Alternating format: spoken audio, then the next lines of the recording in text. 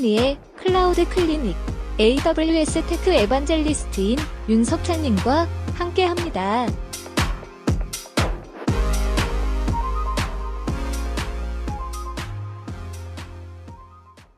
여러분 안녕하십니까? 샤이니의 클라우드 클리닉 오늘도 찾아왔습니다. 네, 오늘은 생활 코딩의 만학도라고 불리는 굉장히 유명하신 또 많은 분들이 잘 알고 계신 이공희님과 함께 하도록 하겠습니다. 안녕하세요.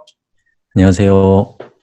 역시 중후한 목소리의 이공희님. 네, 오늘도 함께 해주셔서 감사드립니다. 네, 저도 고맙습니다. 이공희님, 그래도 많은 분들이 궁금해 하시는 분들을 위해서 잠깐 자기소개 해주시면 좋겠습니다. 그 생활 코딩이라는 그 활동을 벌써 한 10년 됐네요. 10년째 하고 있고요.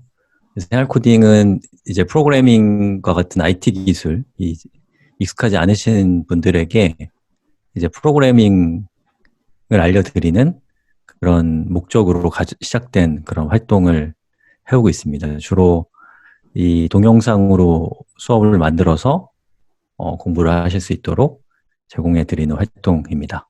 예. 이고잉님이 처음 생활 코딩 시작할 때 기억이 나거든요.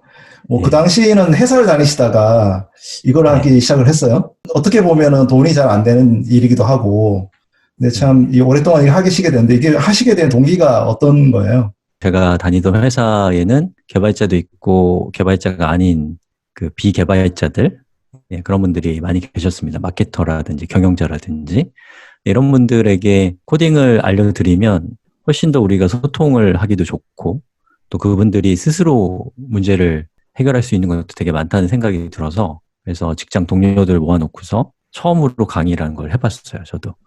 근데 해보니까 재밌는 거예요. 하다 보니까 재미가 점점 커지고 처음에는 이제 알고 있는 게 있으니까 강의를 했는데 나중에는 강의를 하기 위해서 이제 공부를 하는 그런 역전 현상까지 경험을 하면서 그렇게 10년을 보낸 것 같아요. 지금은 그냥 취미면서 생계고 그런 상태가 됐어요. 네. 제가 깜짝 놀랐어요. 이고잉님 전공이 국문과라고 하셔가지고 어떻게 국문과 학생이 이런 코딩을 하시게 됐는지도 궁금하거든요. 제가 고등학교 때부터 이제 아래 한글로 그 문집이라고 시집 같은 거 이렇게 만드는 그런 동아리에 있었기 때문에 컴퓨터 자체는 익숙했거든요. 근데 제가 코딩을 하거나 이런 건 전혀 아니었어요.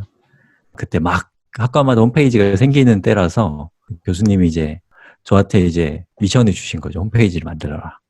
그렇게 해서 이제 제가 홈페이지 만들면서 이제 개발자의 길로 서서히 젖어들었던 것 같아요. 네. 지금 열어놓으신 이 글은 제가 며칠 전에 썼던 글인데 저의 과거에 대한 얘기를 하면서 이제 지금 코딩을 하시면서 좀 어려움을 겪는 분들이 많이 계시기는 할 거거든요. 그분들에게 이제 드리고 싶은 얘기가 갑자기 떠올라서 썼던 글입니다. 네. 많은 분들이 진짜 이거를 읽고 나도 코딩 좀 어렵다라고 생각하시는 분들 용기를 좀 가지셨으면 하는 생각도 드네요. 생활 코딩 사실을 보면은 HTML, CSS, 자바스크립트 같은 웹 관련한 기술부터 해서 데이터베이스, 클라이언트 서버 개발 도구 진짜 많은 영상들을 만드셔가지고 올리시고 계시더라고요. 유튜브에도 보니까 한 몇천 개 이상 되죠? 한 4,000개 정도 되죠. 어떤 특별한 테마를 이렇게 정하셔서 하시는 건가요? 항상 중심에 제가 있는 편이거든요. 이렇게 네. 이렇게 세상 돌아가는 건 좀 어두운 편이고. 그래서 제가 지금 하고 있는 어떤 일이 있을 때 그 일을 하기 위해서 필요한 기술이나 지식들이 있잖아요. 네. 그러면 이제 그런 것들을 제가 공부하기 위해서 강의를 만들기도 하고 또 살다 보면 이제 저는 균열이라고 표현하는데 내 일상이 보통은 단단한데 알게 됐다는 느낌이 딱 드는 순간이 있잖아요. 네. 저 그런 순간을 굉장히 좋아하고 또 그 순간을 좀 간직하고 싶어 하는 마음이 있어서 그럴 때가 딱 트리거가 걸려요. 강의를 찍어야겠다. 옛날에는 그게 많지는 않았는데 그것도 좀 훈련이 되나 봐요. 그런 트리거가 이제 계속 많이 걸리니까 지금은 좀 걔가 좀 쌓여있는 상태라서 또 그것 때문에 좀 고민이 많습니다. 이것도 하고 싶고 저것도 하고 싶고 막 그러니까. 생활 코딩에서 만들어진 강의를 보니까 딱 그때 필요한 걸 만든다고 하시지만 조합이 잘 돼 있어요. 공부하시는 분들이 이렇게 따라갈 수 있도록 또 이렇게 조직화도도 잘 만드시는 것 같더라고요. 이고님 늘 얘기하는 이 서말이라고 하는 프로젝트가 있어서 이게 어떤 식으로 구성이 되어 있는지 좀 궁금해요. 예. 이 서말은 이제 처음부터 있었던 건 아니고 제가 강의를 계속 만들다 보니까 지금까지 만들어왔던 강의 방식에 아쉬운 점들이 좀 있었어요. 그게 뭐냐면, 뭐 예를 들면 제 수업 중에 자바 수업 같은 경우는 그게 한 100시간 정도 될 거예요. 러닝 타임이. 그러면 이제 제가 공부하시는 분들을 이렇게 보고 있으면, 일단은 그 수업을 완주를 못하면 중도에 포기했다는 자괴감을 가지시더라고요. 실제로 강의도 그런 식으로 돼 있거든요. 왜냐하면 처음에 설치고 제일 끝에서 다른 사람에게 배포하는 방법들이 보통 수업의 형식이잖아요. 네. 그리고 중간에는 아주 복잡한 얘기들이 있고 그렇다 보니까 이게 배포를 배우지 않는 이상은 이게 공부를 안 한 게 되는 상황인 거죠. 그래서 이 자바로 들어가 보면은 여기 엄청나게 많은 내용들이 있어요. 그럼 만약에 어떤 분께서 뭐 오버라이딩을 배우고 싶다. 그러면 이분은 이거 앞에 있는 걸 다 배워야 되는 거죠. 어떻게 하면 최단 거리로 자기가 필요한 지식을 선택적으로 그리고 자기가 주인공이 돼서 공부하게 할 수 있을까? 그런 고민들을 오랫동안 하다가 코딩약이라는 활동을 하면서 웹1이라는 수업을 만들었었거든요. 지금까지 만들던 방식을 다 버리고 가장 본질만 있는 시작 강의를 만들고 자바스크립트나 뭐 백엔드나 이런 기술들은 좀 선택적으로 공부할 수 있도록 하면 좋겠다라는 생각이 들었던 거죠. 그렇게 해서 쭉 강의들을 만들다 보니까 제가 만든 강의들을 시각화하고 연결시켜줄 시각화 도구가 좀 필요하다는 생각이 들어서 그래서 이제 만들기 시작한 게 서말이라는 사이트예요. 네. 그래서 여기 보시면은 여기 제일 큰 원이 있는데 화살표가 많이 가리킬수록 원이 커져요. 페이지 랭크가 적용돼 있어요. 네. 그래서 노드와 허브 뭐 이런 거랑 비슷하네요. 그렇죠. 그리고 예를 들면 자바스크립트를 이렇게 마우스로 올려놓으면 HTML가 인터넷부터 배우세요라는 뜻이고요. 네. 자바스크립트를 배웠다면 리액트도 배울 수 있고요. AJAX도 배울 수 있고 뭐 JS, 이뮤터빌리티 이런 것도 배울 수 있어요라는 걸 보여주는 그런 지도예요. 예. 그래서 이렇게 강의를 만드니까 옛날에는 이게 선형적이라서 중도에 포기하면 아무것도 안 한 게 되는데 이렇게 하니까 요거 하나 자체는 3시간으로 짧은 강의거든요. 이거 완주하는 거 훨씬 더 쉬운 일이고 완주하고 나면 아, 나 이거 뭔지 알아. 나 이거 할 줄 알아. 이런 생각이 드니까 성취감도 빨리 오고 네. 그리고 자기가 갖고 있는 어떤 불만족을 따라서 선택적으로 공부할 수 있으니까 훨씬 더 빠르게 필요한 지식에 접근할 수 있게 되더라라는 걸 이제 경험을 하고 있어요. 이렇게 네. 지도를 만들고 나서. 네.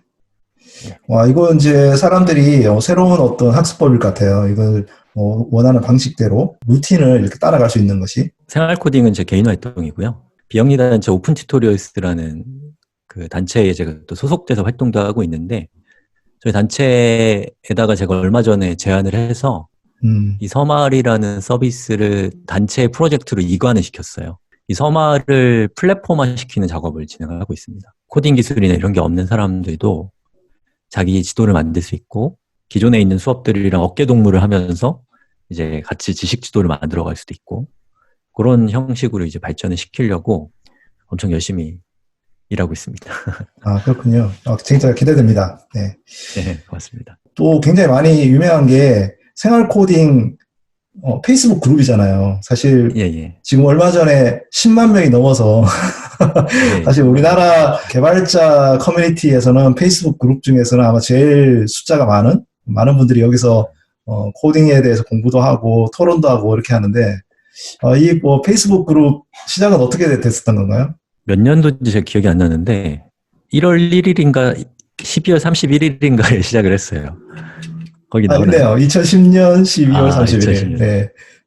그러면 올해 10년 되네요. 그죠? 아, 그렇네요. 네, 10년. 그래서 아마 시작이 제가 만든 강의를 시청하시는 분들이랑 그 강의에 대해서 이야기하고 또 서로 정보도 공유하고 그런 목적으로 시작이 됐어요. 근데 뭐 10년이라는 시간이 지나면서 저는 이제 최근에는 관리자 역할만 많이 하고 있고 또는 제가 수업 만들면 올리는 거 주로 올리고 저보다 훨씬 더 활발하게 활동하시는 분들이 되게 많이 늘어났거든요. 네, 그 시대마다 보면은 그 개발자들이 소통할 수 있는 무슨 공간이 참 필요했던 것 같아요. 지금은 사실 생활 코딩에서 많은 분들이 이제 하고 싶은 얘기들 다 많이 하고 또 의견도 주고받는 것 같아요. 그래서 너무 좋은 공간인 것 같습니다. 자, 근데 뭐 원래 요즘 들어서는 뭐 어떻게 특별히 하시는 게 있으신가요? 일단은 올해 초에 이제 마지막 코딩 야학 7기를 끝냈어요. 아, 네. 그래서 저한테는 굉장히 도전적인 프로젝트였어요. 예, 코딩 야학을 이번에 마무리한 거는 두 가지 의미가 있는데, 첫 번째는 시작할 때랑은 다르게 이제는 코딩이 더 이상 새로운 게 아닌 것이 되었다라는 어떤 현실 인식이 있었고요. 그리고 또 하나는 이제 코딩이라고 하는 단어가 너무 거대한 단어가 된 거죠.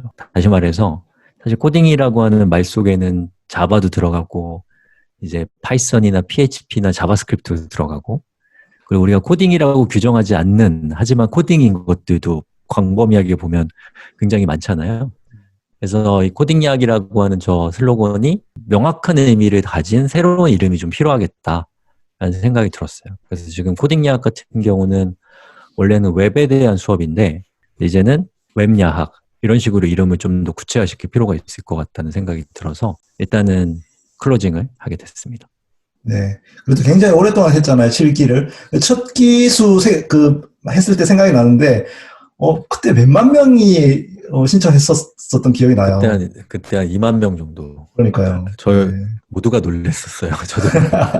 네. 그래서 아마, 이렇게 많은 분들이 코딩에 관심이 많고, 또 이렇게 배우려고 하는 의지가 또 코딩 야학이잖아요. 또 밤에 뭐 이걸 누가 정규 과정으로 하는 것도 아니고, 자기가 하고 싶으면 하고, 말고 싶으면 하는 건데, 진짜 의지를 갖고 하려고 하는 사람이 많구나, 그걸 느끼게 되는 그런 프로젝트 아니었나 생각이 듭니다. 예. 그래서 이 코딩약 홈페이지 와보시면은 거기 한번 사연을 읽어보시면 정말 재밌는 사연도 많고요. 진짜 눈물 나는 사연도 있어요. 그래서 한번 읽어보시면 되게 많은 사람들이 다양한 사연을 가지고 비슷한 관심사를 가지고 모였던 활동이었기 때문에 저한테는 되게 각별한 느낌이 드는 프로젝트였습니다. 새로 그래도 진도표가 있으니까 뭐 지수가 네. 끝났다고 해도 하실 분들 하실 수 그렇죠. 있잖아요. 그죠? 예. 그래서 상시로 전환된 거라고 할 수 있는 상태예요. 언제든지 보실 수 있게. 네. 다만 이제 뭐 기수를 만들어서 언제부터 언제까지 합시다라고 하는 그 깃발 드는 그게 없어진 것 뿐이죠. 후속으로 이제 뭐 다시 컴백할 수도 있습니다. 다른 네. 형태로. 기다려보면 다시 아마 리턴백 하지 않을까? 코딩약은 많은 산출물이 나왔거든요. 그 중에 하나가 방금 보셨던 진도표 같은 경우도 이제 코딩약을 위해서 만든 건데 그것도 이제 저희 단체 차원에서 잘 발전시켜서 목표를 향해서 달려가는 사람들이 서로 이제 마음을 나누면서 같이 할 수 있는 그런 툴이 될 수 있도록 하려고 하고 있고요. 그리고 지금 코딩 야학부터 시작해서 뭐 자바 야학, 회계 야학, 여러 야학들을 했거든요. 그래서 하면서 저희들은 어떤 그 패턴들을 좀 보고 있어요. 저희가 해온 활동들에 대해서. 그래서 나중에는 누구나 적은 노력으로 이런 야학과 같은 활동을 오픈해서 이제 다른 사람들이랑 자기가 알고 있는 걸 나눌 수 있는 것들을 쉽게 할 수 있는 어떤 프로그램이랄까? 그런 어떤 형식이랄까? 그런 것들을 좀 개발하려고 하고 있습니다. 예. 자기주도 학습 플랫폼 같은 거네요. 그래서 오프라인과 온라인의 어떤 장점을 좀 결합하려고 했던 시도였어요. 예. 금방 자바 야학, 뭐 회계 야학 이런 거 얘기하셨는데 회계 야학 한다고 그래가지고 저도 이게 코딩하고 뭔 관계가 있지? 이렇게 좀 궁금해한 적도 있었거든요. 회계학은 이제 회계를 알려드리는 야학인데요. 저희 비영리 단체 활동하면서 제가 회계를 잘 몰라가지고 저희 회계 담당자가 네바다 사막에 한 달 동안 놀러 가신 적이 있거든요. 그때 제가 세금 같은 거 처리하다가 실수를 몇 번 했어요. 큰 실수는 아니었지만 자괴감이 좀 들더라고요.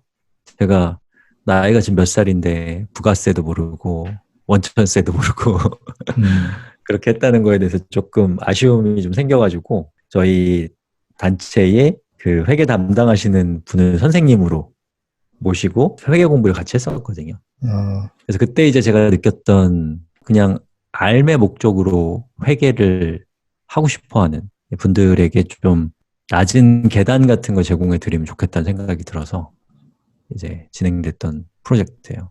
네. 그래서 생활 코딩 같은 경우는 제가 직업인으로서 했던 커리큘럼이고 회계학은 같은 입문자의 입장에서 진행했던 활동이죠. 시중에 있는 회계 강의도 좋은 게 너무 많아요. 너무 많은데 대부분이 대기업의 회계에 맞춰져 있어요. 네. 그렇다 보니까 작은 회사나 또는 자영업자나 또는 직장인이나 또는 저희 조카 같은 애기들이 볼 수 있는 수업은 많지는 않더라고요. 네. 네. 굉장히 중요해요, 사실. 이게 대부분의 직장인들이 다 회사를 다니고 있잖아요. 자기 회사 네. 재무제표 사실 읽어볼 수 있는 뭐 개발자도 마찬가지고 그런 네. 정보 갖고 있는 분들 거의 없거든요. 사실 뭐, 그게 너무 놀랍지 않아요? 네, 그러니까. 자기 회사 저는 그게 너무 재무제표는 신기한 몰라요. 것 같아요. 왜냐하면 사실 자산, 자본, 부채, 수익, 비용 이 다섯 가지인데 이거의 의미만 알면 우리나라에서는 120억인가요?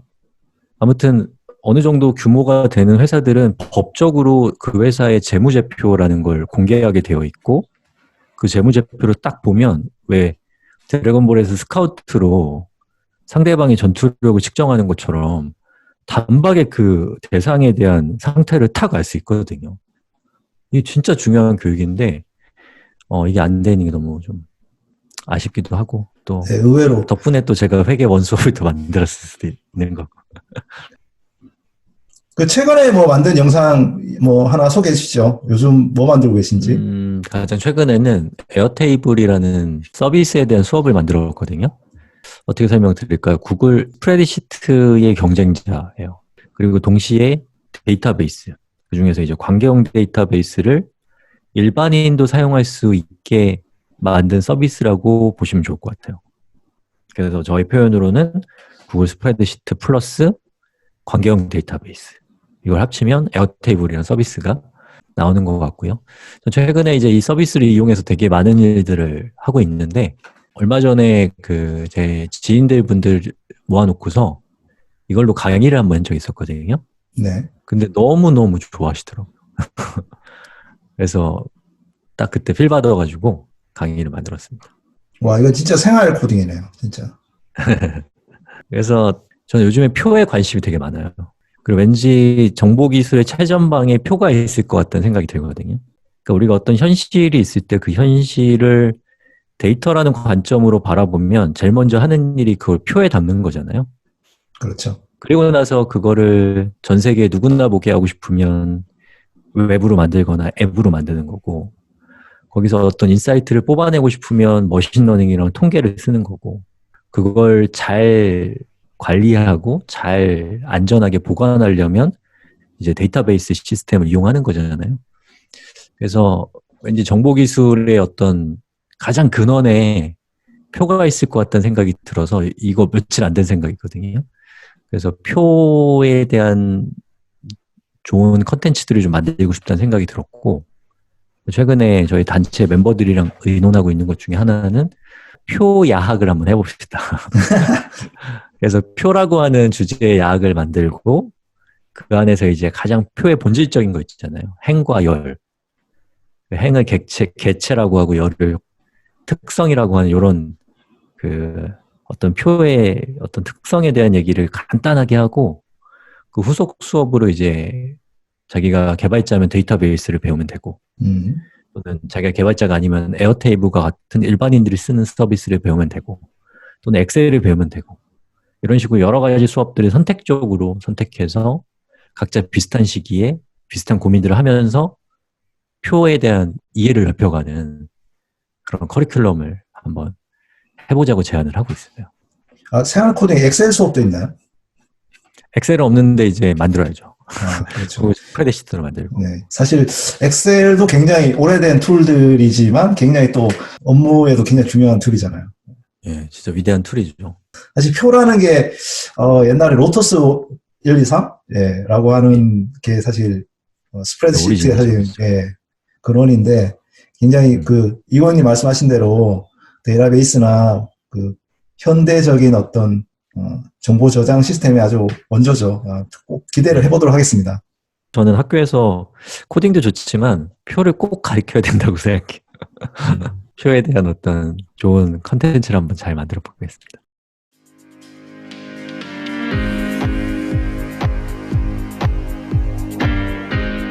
지금 여러분은 차은희의 클라우드 클리닉을 듣고 계십니다.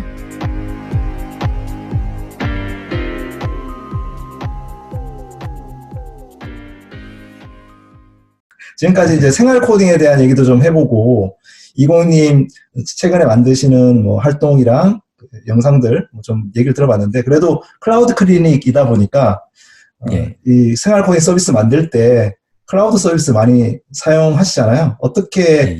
뭐 클라우드 서비스 사용하게 됐는지 한번 얘기해 주셔도 좋을 것 같아요. 일단은 예전에 저희 오픈 튜토리얼스 OIG라는 생활 코딩 홈페이지로 시작한 그 서비스를 처음 만들 때 그때부터 이제 사용한 것 같아요. 뭐 한 10년 다 돼가지 않을까 싶은데요. 그래서 예전에 이제 웹 호스팅을 주로 썼는데 클라우드라는 게 막 대세가 되니까 잘 모르고 이게 뭐지? 뭐 꼭 알아야 되는 건가 해가지고 이제 시작을 했는데 뭐 쓰면서 되게 많은 정말 큰 도움이 됐죠. 예, 클라우드라는 것이. 그래서 뭐 저희 단체가 운영하고 있는 서비스가 오픈 튜토리얼스 OIG인데 그 서비스가 어떻게 뭐 AWS 쓰는지를 조금 설명을 좀 드릴까요? 네. 저희 오픈 튜토리얼스 OIG는 일레스틱 빈스톡을 쓰거든요. 쓰는 분들 많이 못 봤는데 너무 좋거든요, 이거. 그래서 일레스틱 빈스톡이라고 하는 거는 온라인 서비스 같은 것들 운영할 때 필요한 것들은 다 비슷비슷하기 때문에 그 비슷비슷한 패턴을 잘 준비해놔서 그냥 클릭만 하면 거기에 필요한 프로그램, 예를 들면 뭐 웹서버라든지 프로그램들이 자동으로 설치가 돼서 되게 빨리 서비스를 시작할 수 있는 그런 녀석인데요. 그걸 이용해서 EC2를 만들고 거기 이제 웹서버가 들어가 있고 그리고 EC2는 일레스틱 로드 밸런서 여기에 연결이 돼서 이제 뭐 접속자들이 많아지면 일레스틱 빈스톡이 세팅해준 대로 EC2가 자동으로 늘어나게 세팅이 되어 있어요. 그리고 이제 사용자들이 파일을 업로드하면 뭐 썸네일이라든지 이런 것들은 S3로 업로드를 시켜서 이미지에 대한 부하라든지 스케일에 대해서는 신경을 안 쓰게 됐고 데이터베이스는 IDS MySQL을 쓰고 있거든요. 그래서 덕분에 데이터베이스를 관리해야 되는 이슈에서 해방이 됐죠. 생각해보면은 한 IDS 쓴 지 한 6년은 넘었을 것 같은데 데이터를 제외하고 시스템적인 측면에서 들여다본 적은 사실 한 번도 없어요. 그냥 알아서 잘 돌아가겠거니 하고 생각하니까 이것도 굉장히 큰 도움이 됐죠. 저같이 소규모로 뭔가를 하는 사람한테는요. 그리고 서비스의 성능을 높이기 위해서 뭐 엘리스티 캐시, 멤캐시를 또 쓰고 있고요. 도메인의 관리는 라우트 53을 쓰고 있고 여기 나오진 않는데 사용자들이 회원가입 같은 거 하면 이메일을 보내줘야 되잖아요. 네. 또는 댓글 같은 거 달면은 그 컨텐츠 소유자한테 이메일을 보내주는데 그때는 이제 심플 이메일 서비스 SES, 네. SES 쓰고 있고 그 다음에 빈번하게 일어나고 되게 처리하는 데 시간이 오래 걸리는 작업들은 SQS라는 걸 이용해서 이제 큐잉을 했다가 나중에 백그라운드로 걔를 처리해야 하는 그런 작업을 하는 것들을 사용해서 운영이 되고 있습니다. 와, 진짜 표준적인 클라우드 네이티브 아키텍처. 네, 딱 구성되어 있네요. 네. 좀 오래된 아키텍처죠. 아니에요. 얼마 전에 이제 저희 AWS 썸밋이라는 행사가 있었어요. 온라인으로. 거기에 네. 그 버노버겔스 박사님이 이제 키노트를 하셨는데 요즘 이제 참 코로나 시대가 되다 보니까 온라인 활동이 늘어나잖아요. 그러면 온라인 서비스들이 이렇게 확장이 될 때 진짜 중요한 게 뭐냐? Back to the basic. 기본기를 잘 다져야 된다. 이 아키텍처의 기본기가 잘 돼 있어야 트래픽이 늘어나더라도 이 확장에 무리가 없다. 이런 얘기를 하시더라고요. 그러니까 지금 보면은 그 앞에 ELB, EC2, 그리고 RDS, S3, 엘리스틱 캐시 이게 진짜 전형적인 그 기본기에 딱 맞는 딱 아키텍처거든요. 클라우드 프론트 앞에 붙이고. 그죠? 그렇죠. 클라우드 프론트 앞에 붙이고. 이거 하면서 제가 느낀 거는 약간 사실 후회가 좀 있어요. 찬이님께서 칭찬을 해주셨지만 너무 복잡하게 했다는 그런 반성도 있습니다. 왜냐하면 제가 이걸 만들 때는 너무 잘 만들고 싶은 마음이 컸던 거예요. 그러니까 그때만 해도 제가 젊었기 때문에 지금보다는 좋은 것들은 다 집어넣거든요. 지금 와서 생각해 보면은 그 코드도 그렇고 아키텍처도 그렇고 너무 걱정이 많았다는 생각이 들거든요. 만약에 옛날로 돌아갈 수 있다면 훨씬 더 심플하게 갔을 것 같아요. 근데 이제 그 차이는 있는 것 같아요. 그러니까 과거 했던 게 잘못됐다기보다는 어떤 나쁜 일이 일어났을 때 어떤 조치가 필요하다라는 걸 알고서 심플하게 하는 거랑 그냥 몰라서 심플하게 하는 건 다르잖아요.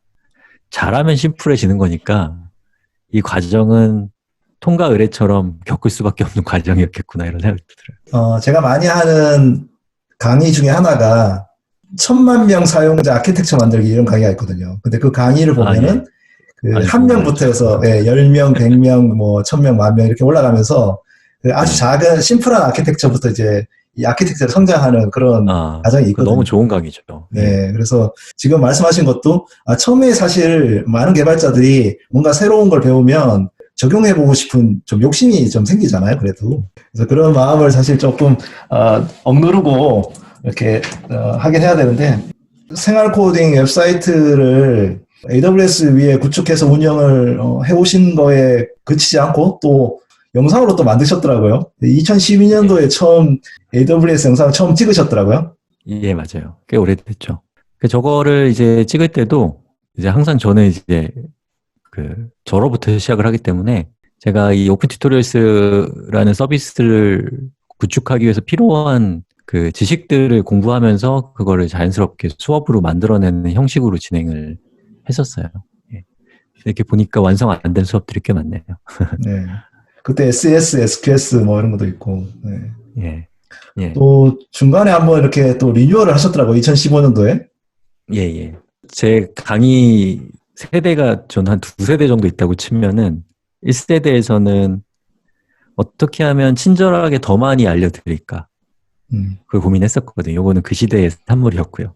아마 그것 때문에 만들었을 거예요. 그 다음에 이제 웹1이라는 수업을 만든 다음에 저한테는 이제 2세대가 시작이 됐다고 저는 생각하는데 그때는 어떻게 하면 덜 얘기할까 대신에 더 많이 경험하게 해드릴까 그거를 많이 고민을 하는데 그 과정에서 만들어진 수업이 지금 열어놓으신 AWS 1이라는 수업입니다. 네. 사실 AWS 관련한 수업을 버전 3까지 만드셨는데 애정이 좀 많으신가 봐요. 그죠? 그럼요. 제 인생의 프로젝트는 오픈 튜토리얼스 OIG가 AWS 위에서 돌아가기 때문에 그건 뭐 운명 같은 거죠. 네. AWS를 잘 이해하는 거는. 최근에는 많이 들여다는 못 보거든요. 인프라를. 이제 활동하는 거에 좀 더 집중을 하다 보니까 AWS에 굉장히 많은 서비스들이 막 쏟아지잖아요. 친구들이랑 가끔씩 그 얘기를 해요. 뭐 AWS에 새로 출시되는 기술들에 대해서 딱 인트로만, 가성비 있는 만큼만 딱 얘기하는 서로 주고받는 그런 스터디를 좀 해볼까? 이런 얘기 친구들이 많이 하고 있어요. 네, 좋은 아이디어네요. 사실 뭐 금방 보여주신 대로 이 기본기가 중요하고 AWS에 있는 굉장히 많은 서비스는 또 그때그때 필요한 요구사항에 딱 맞게끔 만들어져 있기 때문에 사실 모든 걸 다 알 필요는 없죠. 네. AWS 수업을 만드셔서 아까 코딩 야학처럼 이렇게 진도표를 가지고 수업을 따라갈 수 있도록 해주는 생활 코딩과 함께하는 AWS 상부생활이라는 것도 같이 한번 진행한 적 있죠. 이거는 예, 저랑. 그렇죠. 네. 이게 1년 넘었죠. 네. 그래서 시간 빠르네요. 네. 그래서 이게 뭐 간단한 오리엔테이션부터 해서 뭐 클라우드에 서버 만들고 홈페이지에 배포하고 할 수 있도록 해주는 7일짜리 과정이 있는데 그때 많은 분들이 참여하셨던 걸로 기억이 납니다. 최근에도 그렇네요. 공부하고 계신 분들이 계시네요. 네, 5월 달에 지금 공부하시는 분들도 계시네요. 4월. 아, 역시. 예. 네. 필요하신 분들은 이걸로 공부를 해보셔도 좋을 것 같아요. 네. 예. 네, AWS는 서비스가 너무 많기 때문에 시작하시는 분들이 그걸 다 배우려고 하시면은 결과가 그렇게 좋지는 않을 수도 있을 것 같고요. 가장 본질적인 거 중심으로 해서 이름만 알아도 나중에 필요할 때는 그걸 찾게 돼 있잖아요. 그렇죠. 그렇게 좀 전략을 잘 세워서 공부하시면 좋을 것 같아요. 아, 이 AWS와의 첫 만남 얘기하다 보니까 시간이 진짜 많이 갔는데. 네. 자, AWS에서 뭐 가장 좋아하는 서비스 어떤 게 있으실까요? 클라우드의 본질은 컴퓨터를 빌려주는 임대업이라고 저는 생각하거든요. 네. 그걸 이제 정말 기가 막히게 잘 추상화를 시켜서 여러 가지 서비스들을 만들어내면서 그 발상의 전환들이 전 되게 재밌었던 것 같아요.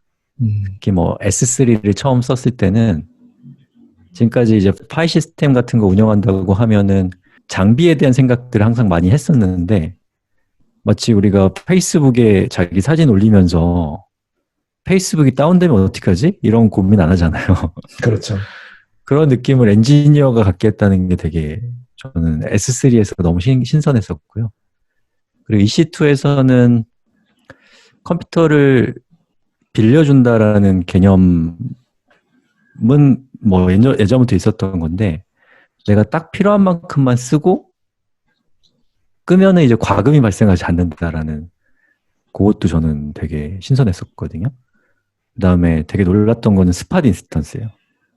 스팟 인스턴스는 뭐냐면 EC2 컴퓨터를 사람들이 항상 쓰는 건 아니고 좀 노는 컴퓨터가 많아지면 그러면 이제 가격이 떨어지면 내가 조건을 정해놨다가 내가 원하는 조건보다 그 컴퓨터들 가격이 떨어지면 자동으로 내가 세팅해놓은 프로그램이 액티베이션 되면서 컴퓨터가 켜지면서 그걸 막 실행을 하다가 또 비싸지면 자동으로 꺼지고 이런 발상이 너무나 흥미로웠어요. 그래서 어떤 느낌이냐면 이 AWS를 그 만드는 분들이 기존의 어떤 고정관념을 하나하나 다 부정해 봤을 것 같아요.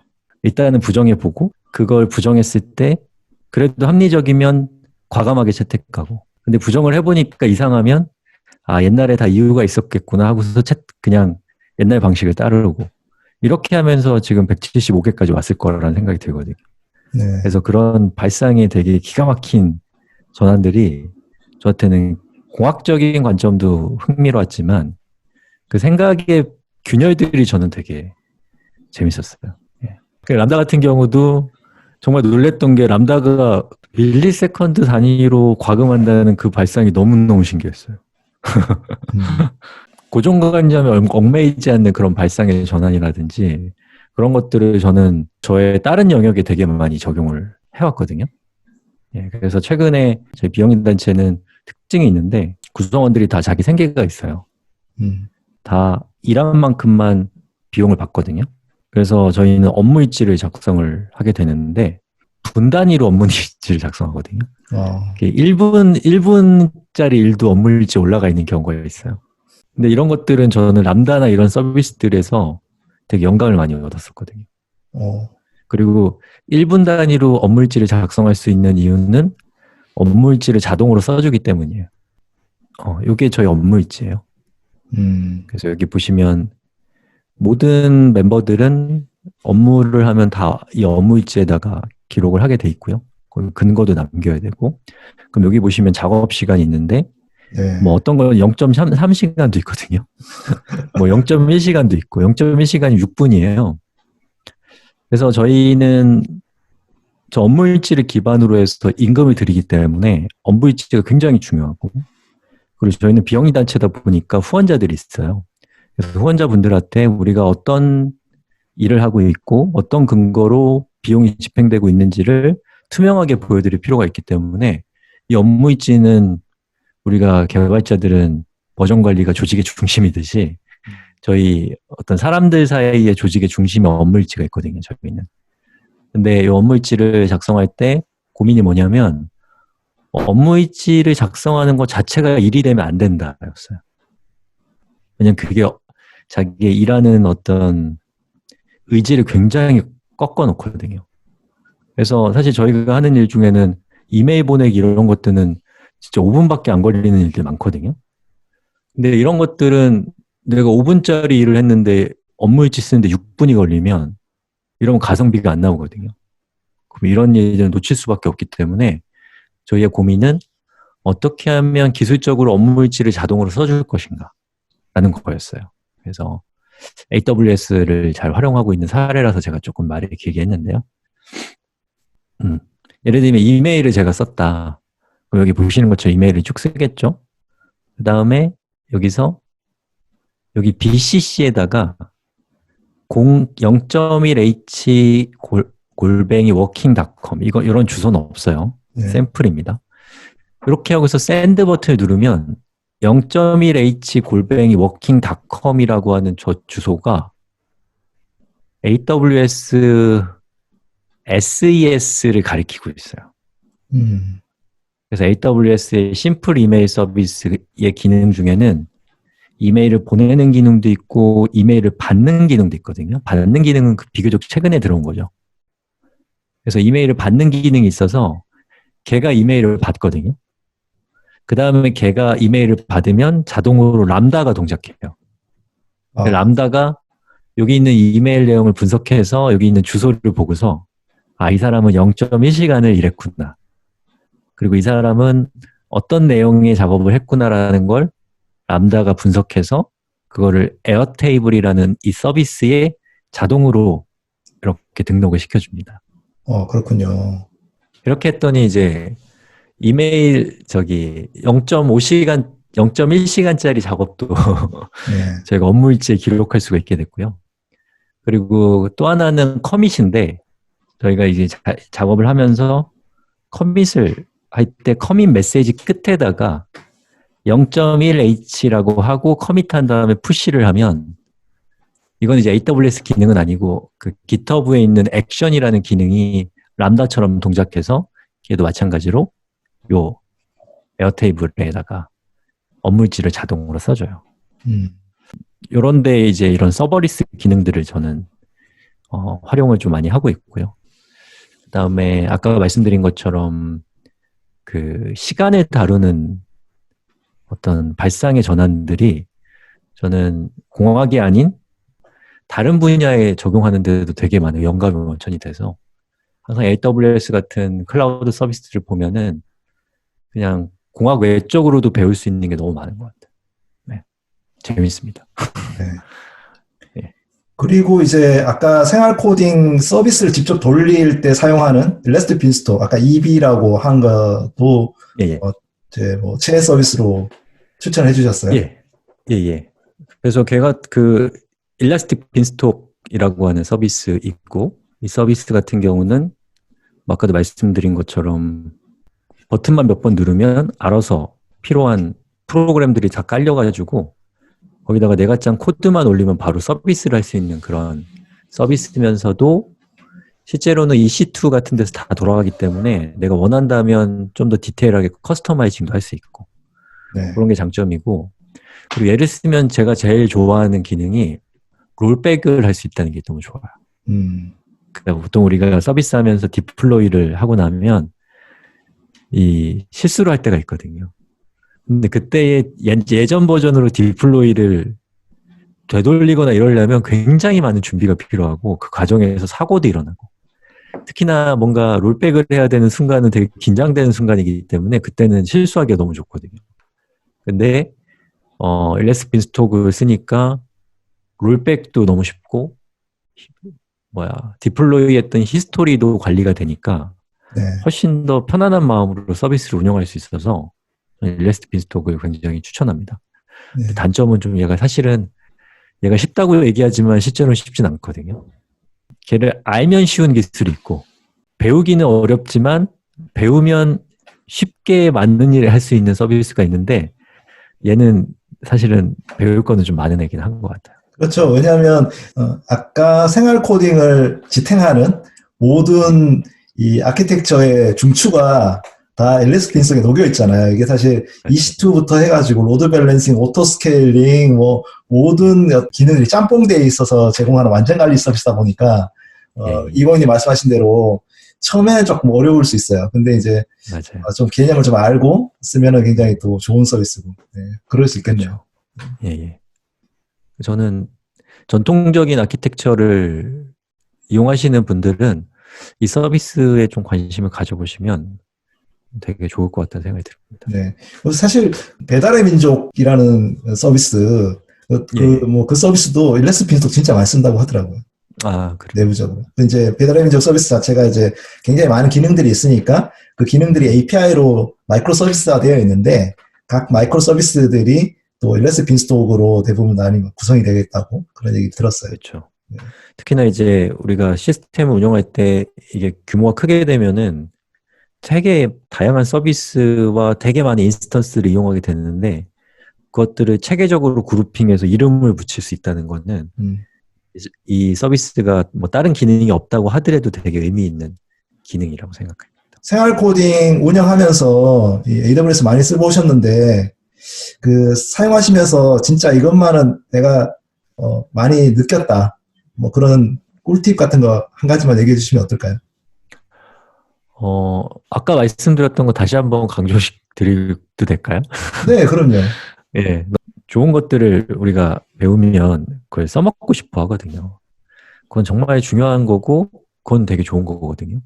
근데 그런 것들을 다 사용을 하게 되면 나중에 이 시스템에 대한 관심도가 떨어졌다가 다시 얘를 쳐다봤을 때 이게 손댈 수 없는 상태가 될 수가 있어요. 그래서 네.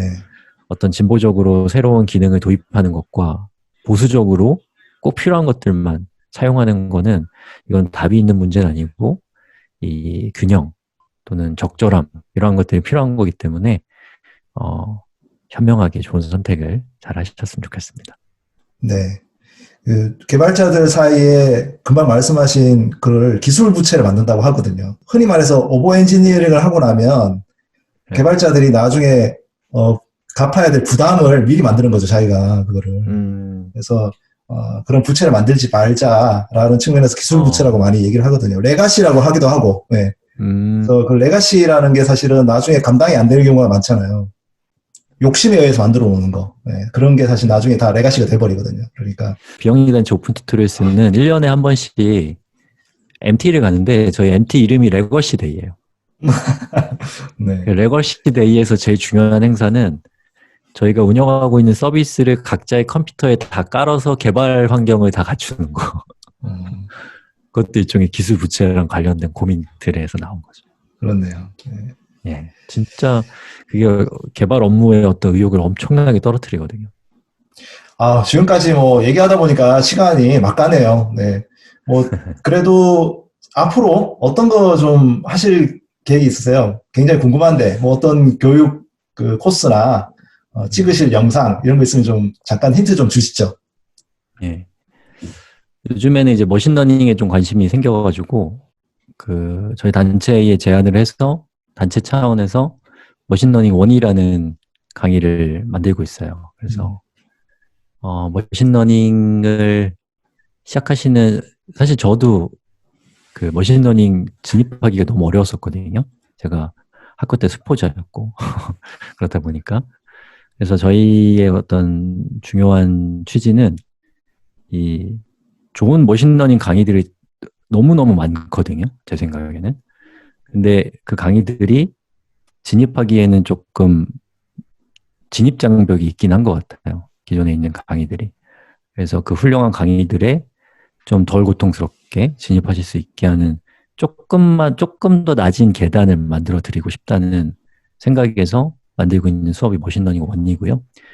요거의 특징은 코딩 없이, 수학 없이, 그리고 원리 없이 라는 컨셉으로 머신러닝에 대한 이해보다는 익숙해지는 거에 좀 더 초점을 맞춰서 이제 수업을 만들려고 하고 있어요. 내가 정말 갖고 싶었던 스마트폰이 딱 생겼을 때 갖고 싶은 스마트폰일수록 기능이 많잖아요. 네. 그러면 그 기능 많은 걸 보면서 이걸 언제 다 공부하지라는 사람 없거든요. 근데 왜 우리는 머신러닝이라든지 여러 가지 공부들을 보면서 이걸 언제 다 공부하나 이런 생각이 들까?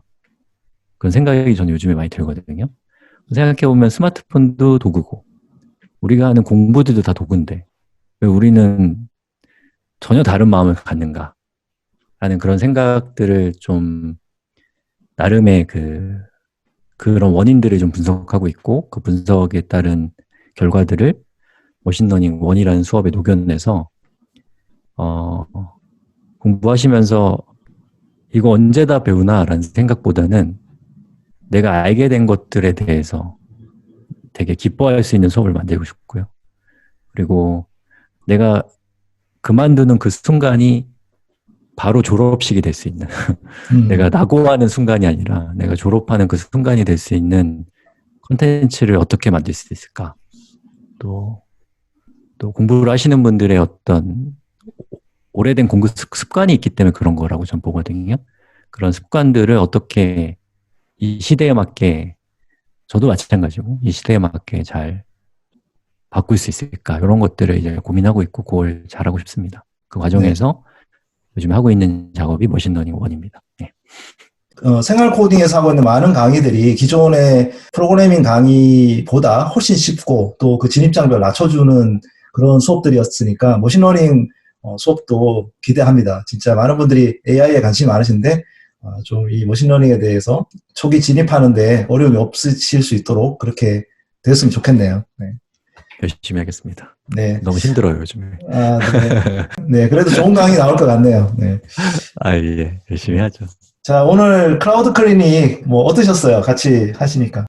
아주 명진행자가 운영하셔서 제 머릿속에 있는 생각들이 잘 슬슬 나온 것 같습니다. 네. 이거 다 편집되는 거예요. 자. 자, 네. 오늘 뭐 긴 시간 이렇게 같이 해주셔서 감사드립니다. 네. 다음에 또, 재밌는 얘기로 같이 한번 만났으면 좋겠네요. 예, 저도 오늘 재밌었습니다. 네. 이공희님 감사드리고요. 다음에 또 뵙도록 하겠습니다. 예, 고맙습니다. 네. 감사합니다.